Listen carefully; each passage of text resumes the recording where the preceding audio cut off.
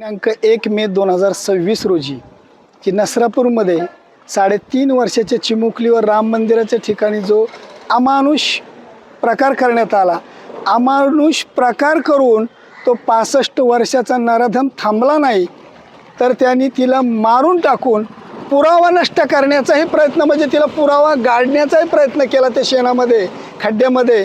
आणि नशिबाने तो CCTV फुटेज काय कॅमेरा मिळाला, त्यातून तिचं ते लास्ट सीनमार्फत विषय जो काय तपास झाला, जो काय हा प्रकार त्या नराधमांनी केला, हा लांछनास्पद प्रकार होता. या लांछनास्पद प्रकार कळाल्या भोर वकील संघटनेची तातडीने मीटिंग बोलवण्यात आली. 2 मे 2026 रोजी मीटिंग भोर वकील संघटनेच्या कार्यालयात झाली.